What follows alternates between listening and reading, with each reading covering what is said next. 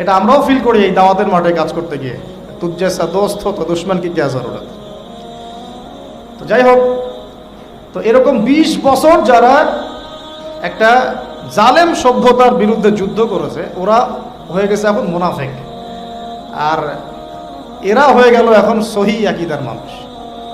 তাহলে যে সহি আকীদার এই কথা বলা হচ্ছে, এটা যে কত বড় ভুল আকীদা সেটা বোঝার কি আর বাকি আছে? উম্মার ক্রান্তি লগ্নেই ইমানদার আর মুনাফিক চেনা যায়। যখন উম্মার একটা সংকট চলে, তখন আপনি চিনতে পারবেন কারা ইমানদার কারা মুনাফিক। ভালো অবস্থা আপনি বুঝতে পারবেন না, সব স্বাভাবিক আছে মনে করেন, এখন আপনি বুঝতে পারবেন না আসলেই কে ইমানদার কে মুনাফিক। উম্মার উপর কোনো বাধা বিপত্তি আসলে তখন বুঝতে পারবেন যে আসলেই কে ইসলামের পক্ষে আছে, কে ইসলামের বিপক্ষে আছে, আর কে ভিতরে ঢুকে ঢুকে শয়তানি করতেছে। আমাদের আলোচনার টপিক এটা না, টপিকে আসতেছি।